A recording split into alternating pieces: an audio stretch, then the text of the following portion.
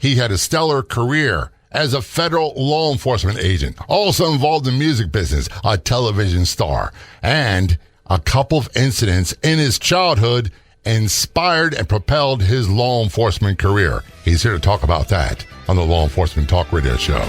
Welcome to the Law Enforcement Talk Radio Show. In the Law Enforcement Talk Radio Show, we are joined by special guests talking about their experiences, the realities of investigating crimes, plus those who have experienced horrendous trauma. Police, first responders, military, and victims of crime share their stories. Hi, I'm John J. Wiley. In addition to being a broadcaster, I'm also a retired police sergeant. Be sure to check out our website, letradio.com, and also like us on Facebook. Search for the Law Enforcement Talk Radio Show.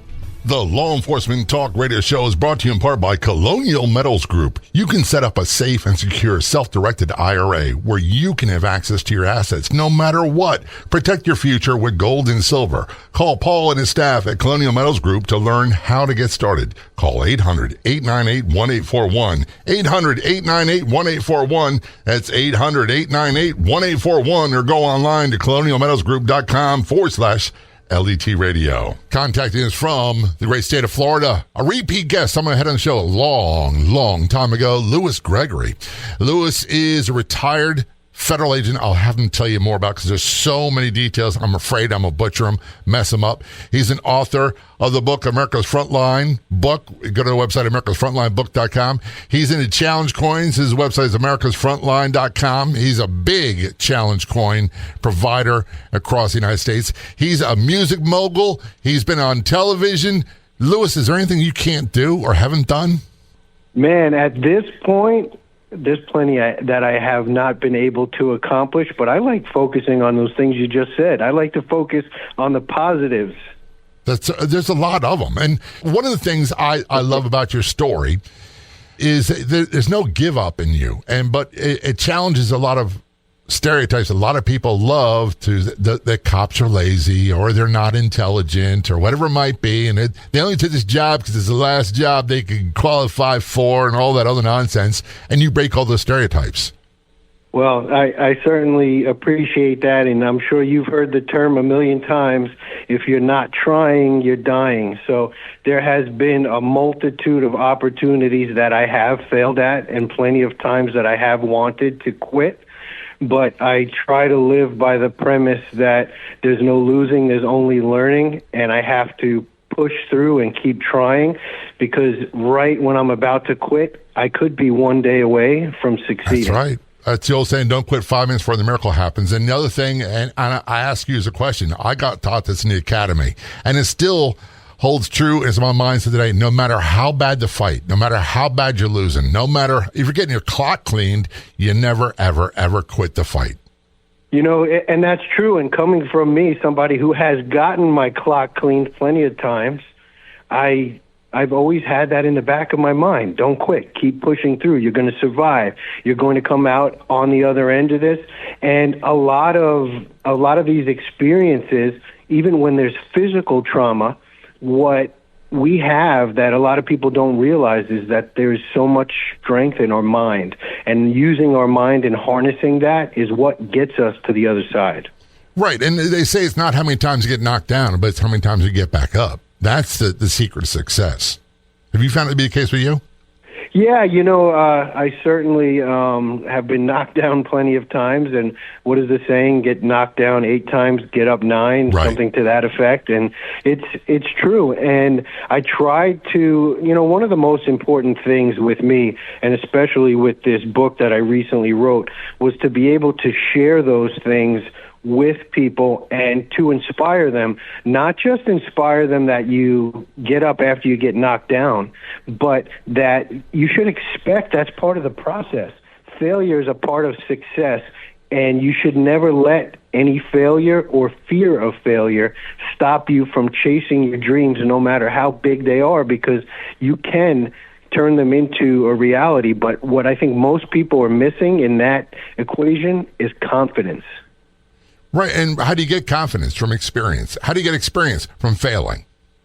Yes, you know what? That's all true, and I have a unique explanation of where the the genesis of my confidence, and it came from my mentor. And I've been blessed with many amazing mentors, but this one in particular happened to be Michael Strahan.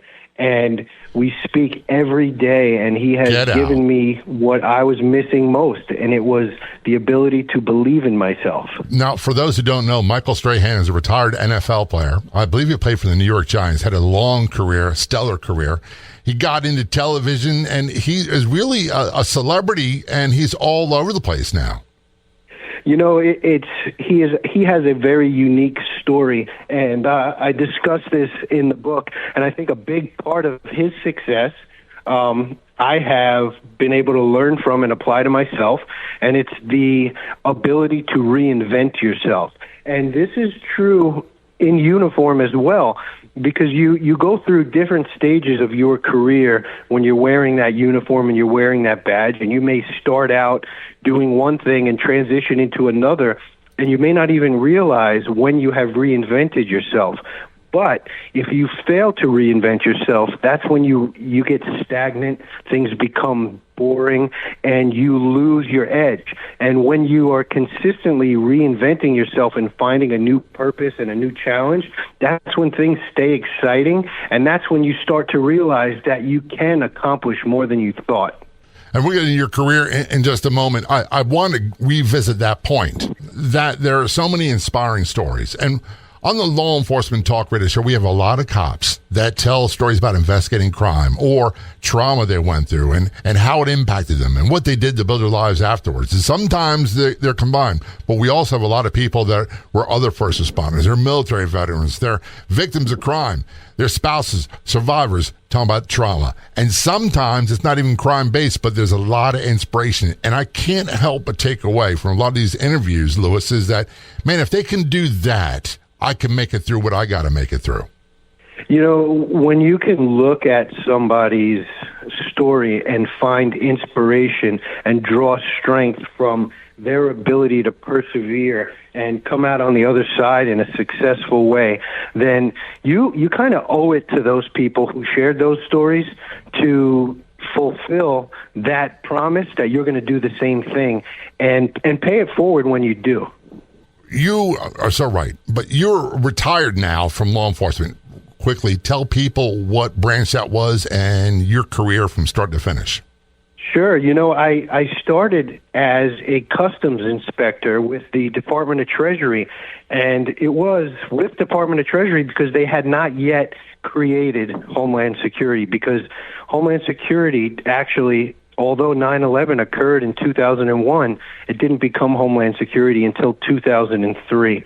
So I started with Treasury.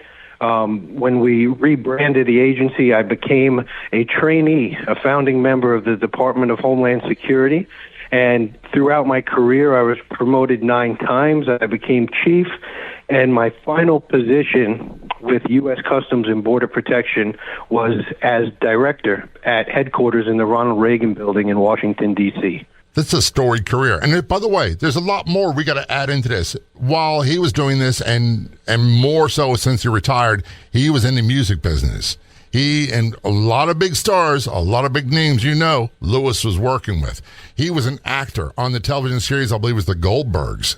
That's just one of his repertoire. He's got a great challenge coin company called America's Frontline, their website at americasfrontline.com. He's written a book, America's Frontline Book. Their website is americasfrontlinebook.com. When do you sleep? Hey, you know what? That's a good question. I don't sleep real well because a lot of times when I lay down to go to sleep is when I come up with my best ideas, and my brain just keeps turning and turning. So I've actually, believe it or not, I've dreamed I have a patent for an invention that I created for a challenge coin that's shaped like a bulletproof vest. Uh-huh. And the U.S. Patent and Trademark Office issued a patent, and that actually came to me while I was dreaming, believe it or not. I believe you 100%. And by the way, I'm going to add this before we go to break. My wife has problems sleeping. I'm pretty good at it. I wake up in the middle of the night with some great ideas, but She falls asleep or tries to fall asleep, and then she gets her mind going, think about things I did wrong, which doesn't end well. This is Law Enforcement Talk Radio Show. Return our conversation with Louis Gregory in just a few moments. Don't go anywhere. We'll be right back.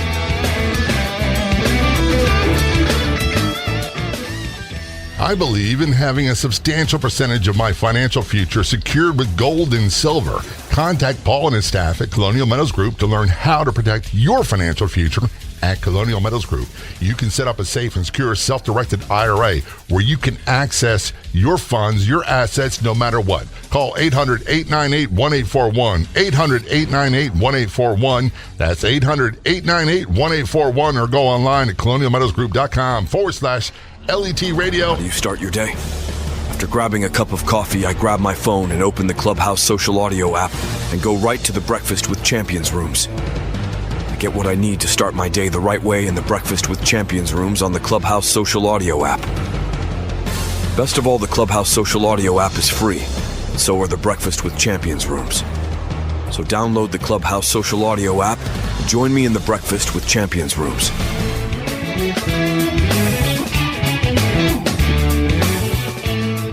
You can find us on Facebook. Look for and like the Law Enforcement Talk Radio Show Facebook page. Return our conversation with Louis Gregory on the Law Enforcement Talk Radio Show. He is a retired federal law enforcement agent, a director of a big agency. He's also, I use a term kind of loosely, a music mogul. He's been involved in the music industry for a long time. He's a television actor. We've seen him in the Goldbergs. He's got a great challenge coin company called America's Frontline. AmericasFrontline.com is the website. He's got a book called America's Frontline Book, and you can find it at AmericasFrontlineBook.com. I want to go to your childhood before law enforcement. You're growing up, I believe, was in New York City, wasn't it? Yes, I lived in Queens, I lived in Brooklyn, and I lived on Long Island. Was law enforcement something on your radar? Was it a family tradition for you? Wow, it certainly was, and I grew up at a time and in a place where the men and women who protected our communities were heroes, and we were raised with values to look up to police and first responders and essentially everyone on America's Frontline, which is why I named my company that. And growing up, my brother, who I looked up to so much, became a special agent, and when I saw him in that gold badge and the suspender holsters, and I said, wow, my big brother is a bad I would love to do that. He'd arrived and you wanted to jump on that train. So you had something happen in your childhood around that time, and we all went through some tough stuff as kids. But before we do that, you were in New York City. My grandparents, they immigrated from Ireland. They all settled in New York City, Long Island, Dutchess County, northern New Jersey, all that area. And we'd go to visit relatives from Norfolk, Virginia when I was a kid. And back in the 70s, you didn't dare go to Times Square. You didn't dare ride a subway at night. And the NYPD and a lot of other agencies really worked hard to clean that up. And I fear... And I'm asking this as a question. I fear they're returning back to the old days up there. That's something that I share that fear with you. I was recently invited to New York City to the Gracie Mansion to meet with Mayor Adams, who, as you know, was with NYPD prior to his career in politics. And one of the things that I noticed during this visit, in particular, when I went to Fox News studios and we drove from Queens to Manhattan and we passed through the Bronx and Harlem, I said, wow, I have not seen the streets look this bad since I was a kid, because they were cleaned up. They were changed. They were remediated. There was not people on the streets using drugs. And as I'm looking out the window driving to Times Square, to Studio B, I'm seeing people selling, using, and things that I hadn't seen since the late 80s and the early 90s, and it was very sad to see. And it makes me sad for the people that live and work around there. People like me, I don't go there. It's like a non-issue.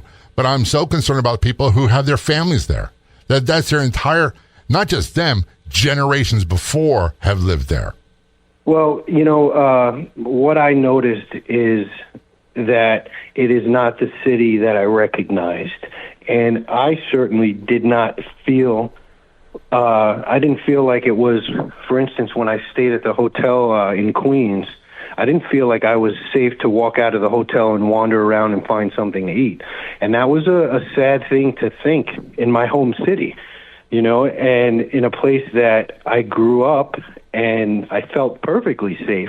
I felt like, okay, I'm waiting for my buddies Alex and Mikey V to pick me up, and it's probably a good idea I just wait and get in the car with them and we go rather than I take a walk.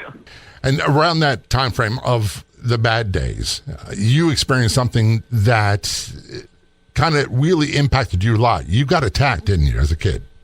Yes, I did, and actually this happened in my parents' house. We were having I was having a little get-together, kind of like a house party, and I had kids over, and we were in the basement, and my stepfather, who incidentally adopted me, he was a career military guy. He happened to be a drill sergeant, retired as a senior master sergeant. He had been a paratrooper, and he meant business, so I knew that whatever I did at the house, I needed to do it with respect, right, or there would be consequences. And while we were having this party, one of the kids that I had over decided to remove a fire extinguisher from the wall in the basement, and I knew this wouldn't sit well with my dad. So I told him that he had to leave. And as I turned around, he hit me over the head with the fire extinguisher. That was a no-joke instrument. You got hit in the back of the head with a blunt instrument. How bad was the injury? Man, it was terrible. I was knocked unconscious, and while I was down for the count, it didn't stop. He kept hitting me. At one point, my tooth went through my lip. My eyes were swollen, and I didn't know what happened because he had hit me from behind. So I just woke up on the ground, and I was confused, and I thought, like, did I faint? Did I pass out? What happened? Like an embarrassing feeling of, how did I get on the floor? Right. How old were you when this occurred? I think I was probably like 15 or 16 years old. At that time, when I was 15, 16, I was so concerned with how people viewed me. I wanted to make a good impression all the time, especially with the girls. That was so important to me. Now, as I'm older, I just don't care anymore. But back then, I understand the fear, the confusion. What happened? Did I make a fool out of myself? What happened? Well, you know what? I went directly to the hospital. A friend of mine came, picked me up, took me to the hospital. This was a big deal because I had been severely beaten.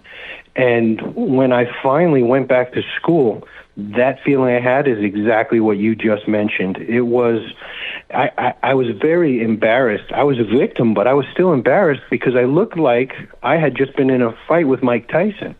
Right? My lips were swollen. As a matter of fact, I have a picture in my book of a high school ID.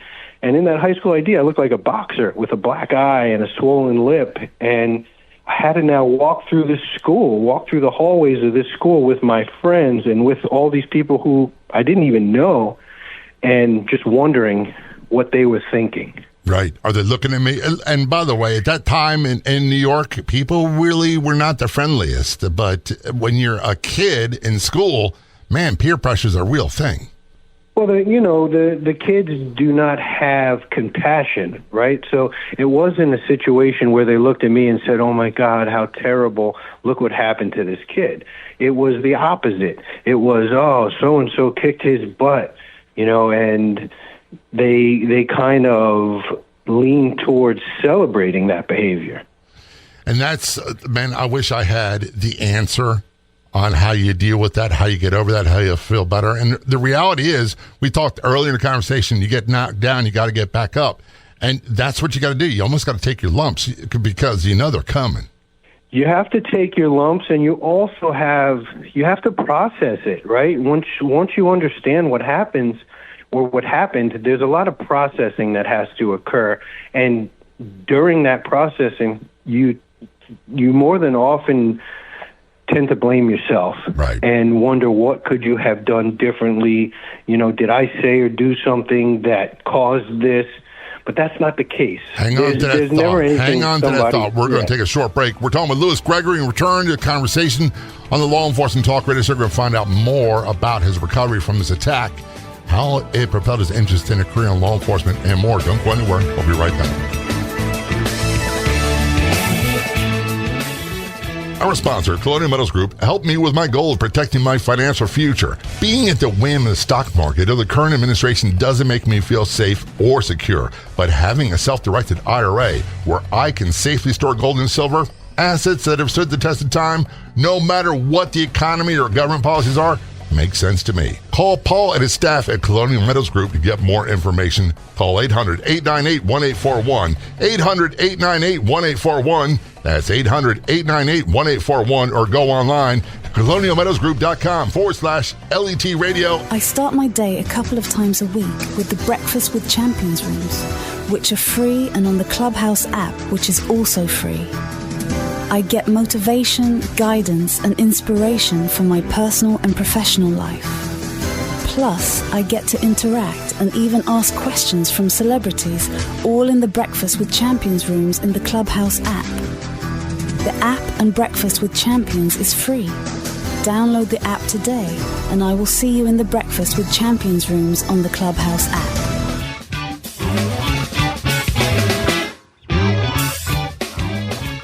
Return conversation with Louis Gregory on the Law Enforcement Talk Radio Show.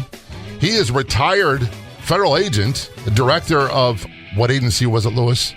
U.S. Customs and Border Protection. You'd think I would know that, but there's so many I can't keep track of them, to be honest with you. He didn't start off that way, but he certainly ended that way. He's been heavily involved in the music industry. He's a television actor. You've seen him on the Goldbergs. He's got a great challenge coin company. You can find it at americasfrontline.com. He's also author of the book, America's Frontline Book. Just go to americasfrontlinebook.com to get more information about that. And you can also find it at the Challenge Coin site as well, if I do believe I'm correct. Returning to the conversation from earlier, you got attacked in the basement of your house. And when you said house party, man, the first thing that came through my mind was back in the day, being a kid, having all those records, dancing, all that stuff. And it was such a great time. And you would think, how can something like that be spoiled by a heinous, horrific, violent attack? But it did in your case. It did, and in addition to the physical pain, emotionally I felt betrayed because one of my oldest and best friends is who brought this kid into my house, whom I didn't invite. And then when this happened, instead of coming to my aid, he left with him. So that also left something, unanswered in my mind. Like, I think that was my first experience of betrayal. Yeah. And what we always say, I look at young kids now, and I talk to their parents, and they got 14 or 15-year-old daughters or sons. I go, tell them put a zipper in their chest, because their heart's going to get ripped out a lot. It's part of the process.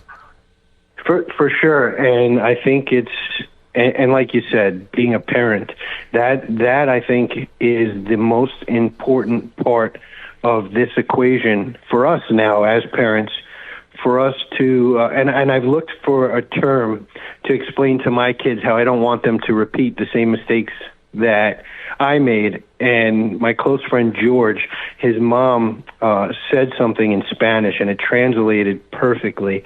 And essentially what she said was that she didn't want her kids to trip over the same stones that she tripped over. And I said, advice. Wow, I wish I would have known that 20 years ago. I wish I hadn't turned my back on that guy. Yeah, look, hindsight's 20/20, and one of the big things for me retiring from police work was getting rid of the Superman complex, I call it. I wasn't God. I wasn't Superman. I didn't have a cape. I couldn't see the future. I did the best I could. And something that's got to carry over in your own personal life as well. As we know better, we do better. As we get financially better, we can afford to provide more. All that stuff comes into play. Do you think that this horrible lesson would have been enough for you? And I'm not saying it's a negative and a judgy standing, looking down on you type of position, but you had encountered something equally as bad when you went to visit your brother in Mexico City, didn't you? Yes, I did, and I think that part of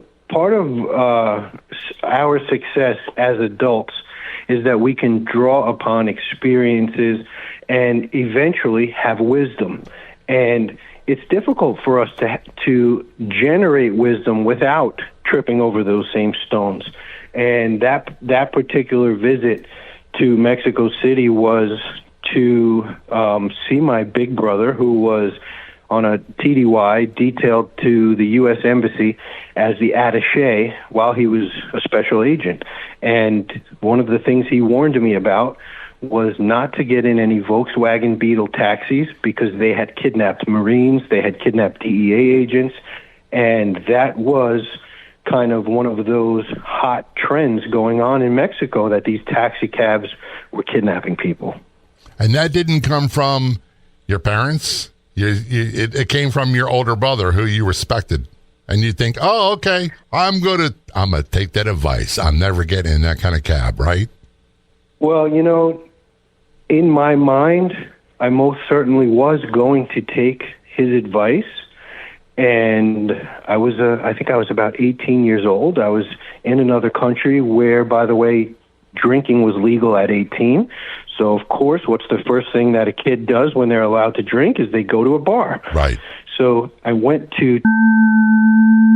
had lemonades. I met a American woman who was an attorney for a large company here in the States. And I think I told her I was much older than I was. And we Wait a minute. The bar. You lied to a girl at 18? No, Jay, I exaggerated. I've done that. Guilty as charged. So we left the bar. I kissed her goodnight, and I just turned around and got in the first taxi that was there. And I did not even realize it was precisely the taxi I wasn't supposed to get in until it was too late. And we say too late, what happened? Well, the taxi driver drove right past my hotel, and right about that moment, I noticed his taxi had no meter in it, and it was not, in fact, a taxi. What happened next was me getting kidnapped. He pulled over to the side of the road.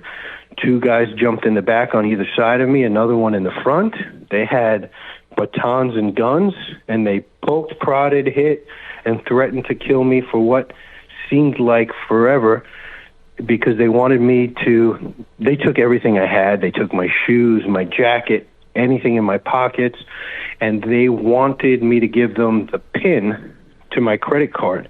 Now, this was, I want to say, somewhere around the mid-'90s, and I didn't have a PIN for my credit card. And if I did, I didn't know what it was, but they weren't buying that. And they eventually found my military ID. I had, at the time, a dependent ID from my dad, and I could hear them saying, un soldado, discussing the fact that they thought I was a soldier. And at that point, I thought I was going to die. And I did the only thing that I thought I could do to get out of the situation. And I am a member of the Screen Actors Guild, and I'm a TV actor now, but I think that's when I did my best acting, because I pretended to have a heart attack. At 18. And did they buy it? They bought it. Not only did they buy it, they pulled the car over immediately in the middle of God only knows where, in the dark, and they opened the door and threw me out the door because they didn't want a dead body. Yeah. How, on a scale of 1 to 10, when it comes to acting ability, and I'm not talking about getting busted for something stupid, where you felt your life was on the line and you had to muster a performance that was believable. On a scale of 1 to 10, how would you rate that performance you did? Oh, that was an Emmy award-winning performance. And, as a kid, I did theater. And in college, I did theater. And I've acted my whole life on stage and on screen.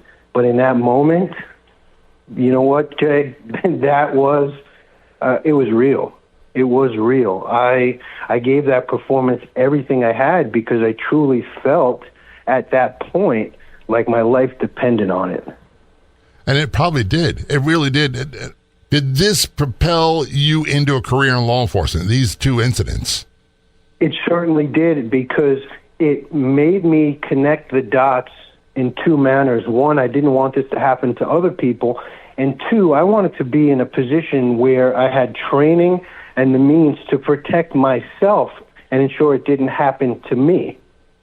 Look, I think those are great reasons. One of the things I tell people all the time was, and they say, yeah, you knew what you signed up for. And I say, yeah, I did, but I didn't realize it was as intense as it was. I didn't realize it would be as violent as it was. And certainly, I didn't realize the capabilities I had for self-defense. Let's just put it that way. One of the questions I get all the time is, how can I show my support for law enforcement? We're all busy. We've got busy lives, but there's something oh so simple you can do with our Facebook page. Search for Law Enforcement Talk Radio Show Facebook page. And when you see a post you agree with that resonates with you, share it, especially episodes of the podcast. To do all that, just search for us on Facebook, look for Law Enforcement Talk Radio Show, and be sure to click like. This is Law Enforcement Talk Radio Show. We're going to take a short break, return our conversation with Louis Gregory in just a few moments. Don't go anywhere. We'll be right back.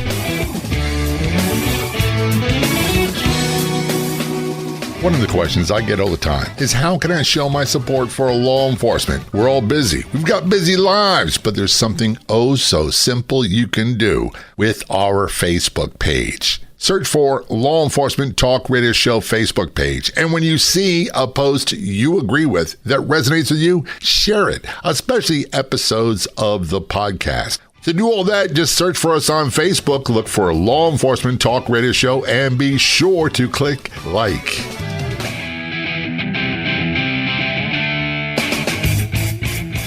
Return our conversation with Louis Gregory on the Law Enforcement Talk Radio Show. He's been on this show before, many, many years ago.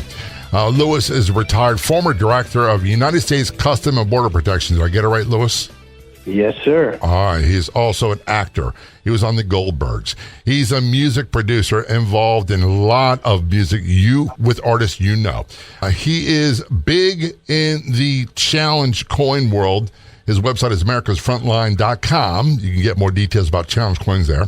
And also written a book, America's Frontline Book, and our website, americasfrontlinebook.com. Before we end the break, Louis, we're talking about all these things that kind of propelled your career in law enforcement and the reasons why. And I get it. I agree. One thing that I was saying was, I knew what I signed up for, but at the time, I didn't realize the impact it'd have on me emotionally, mentally, physically. I didn't realize the impact it had on my daughters, my first marriage, all that other stuff, and other people that are important to me. You kind of stumbled on that years after retiring, didn't you? I did, and I got to tell you that also as a young man, I was not aware of what PTSD was. And I don't know if it's because nobody told me or if it was because it wasn't a term that was as prevalent back then. But I remember taking a vacation with my wife, and this is so many years after the incident with the taxi in Mexico City, and we flew to Aruba, and we got off the airplane and we got into a taxi. And I didn't think about Mexico City. I mean, I didn't do it consciously anyway, but I think my subconscious did. And I started to feel this overwhelming panic and anxiety, and I'm squeezing the handles on the chair. My knuckles are turning white, and my wife's like, "Babe, what's the matter?" And I said, "I don't know. Something is wrong." And I feel this strong feeling of fear, but I don't know what it is. And then I realized it was because I was once again in another country, finding myself in a taxi, and my brain was remembering what happened. Mm-hmm. And part of the thing is, back in that time period, with law enforcement, PTSD was not a thing. We only thought it was military veterans. And we also had to combat the stereotypes, I say quite often, stereotypes that are wrong, perpetuated by Hollywood about people who have post-traumatic stress injury or post-traumatic stress disorder. And if you didn't fit that criteria, you're like, okay, I'm just a jerk. And that's what we dealt with. And we had a different mindset than we do today. Yeah, I think a lot of people look at PTSD as a disability, and in certain situations, it certainly is. But I think for those of us that have it, it's not necessarily something that we should consider a disability or be ashamed of. It's more of a scar or a badge of honor, or something that's given us a different perspective. And just like many other things, we can draw upon that and find strength. And, you know, in talking with Chris Tonto Peranto about his experiences in Benghazi, that is when I learned that I didn't have a disability. I had a badge of honor. Right. That's look, I wish people would get that through their heads. Here's what my view on it. It's an injury more than anything else. And if I don't like the way I feel, just like any orthopedic injury, then there's things I got to do. And I'm not going to be the same now in my 60s as I was in my early teens or early 20s or even early 30s. If you break your shoulder and you have shoulder surgery, no one expects that shoulder to be 100% like it was before. However, we do with our brain. We think, oh, yeah, get over it. Well, tell me how. If it's that easy, why didn't I do it 30 years ago? Yeah. And I think how we get over it, or at least how I get over it, is by talking about it. And I know writing my book, which, by the way, I had no idea that it would become the #1 best-selling law enforcement biography. I felt at one point that I was writing this book for my own therapy, and that I was revisiting all these things that happened throughout my life, some of which still, when I listen to the audiobook, it brings a tear to my eye. I said, well, I got to see this through because it's important for me to share this. I had no idea that it was going to actually touch people in a way that I would be getting these amazing messages and feedback like, hey, I can't believe I didn't know this about you, and I understand now better why you keep pushing and you've inspired me. So I think that's my way of paying it forward. I agree. Look, I think you can't get rid of the past pain, but we can use that as a part of our mission, which drives us to do what we do today. And that's a big part of what I do, the radio show and podcast. Because quite honestly, and I'm sure you can relate to this, there are times I don't feel like doing it. There's times where it's like a lot of work. I don't want to do the work. I'm inherently lazy. Sometimes I just want to win the lottery and go away. I know exactly where you're coming from, and that was the process for me. You know, as you mentioned, I did music with Jennifer Lopez, Mary J. Blige, LL Cool J, so many big people, and I managed Bill Goldberg, the champion from WWE, and then I got to be an actor on the #1 hit comedy on ABC, The Goldbergs. But of all of those accomplishments, finishing this book was perhaps the hardest thing for me to see through, because it took me 4 years. And not only did Christopher Vaccaro and I write this book together, but he went and interviewed all of those people that I worked with, from Andrew Yang, who ran for president, to congressmen, to Bill Goldberg and Michael Strahan, and this long list, because we wanted it to be unfiltered, their perspective of interacting with me throughout my career. And each time I thought I had made it to a point where the book was done, it was like it turned a corner, and here I am. Basically, I still have half the race to run, and I wanted to quit. Yeah. And just like you said, I wanted to be lazy. I wanted to be done, but I just kept pushing and pushing. And when I finally released the book, I didn't think anybody was going to care. I certainly didn't think anyone was going to read it. And then when it became the #1 best-selling law enforcement memoir, I was just in awe of the fact that anybody even cared about my story. First of all, the fact that it became #1 law enforcement memoir shouldn't shock me. And for those who know Lewis, it shouldn't shock you as well. Is there anything you cannot do and do well? Well, I think our time, if I'm looking at the timer, I think our time is up. But that would be a whole nother episode if we wanted to discuss the things that I don't do very well. Well, there's a and by laundry the way, list. I could have my wife on. I could have my wife on that show because she knows all those things very well. I always tell people, thank God for my wife. I say this seriously. Thank God for my wife. She's a wonderful person. But if I need someone to let me know when I'm messing up, she'll tell me. She'll tell me very quickly. I want to transition and talk about the challenge corps. And see, when I was a young cop in 1980, challenge coins were not a big deal. They didn't start coming into prominence with law enforcement until much later on. It was a military thing. But how big of a deal are challenge coins of first responder world across the United States and the world, for example? Well, they are a huge deal, and I am very lucky because my company, America's Frontline, has become the largest retailer of challenge coins in America. And I think that part of the reason that happened is because I created these challenge coins. I see myself as an artist, and I create each one of them myself. And when I'm able to combine my love of creativity with my experience, it creates a genuine collectible. It's not a product that a company is turning out just for a profit. It's something that I created because the meaning is important to me, and I want to share a positive message about the men and women on America's front line. I want to enhance their morale, and I also want to be able to, I love to collect, right? I've collected baseball cards forever. In fact, my coin company became the officially licensed challenge coin of Topps Trading Cards. Huh.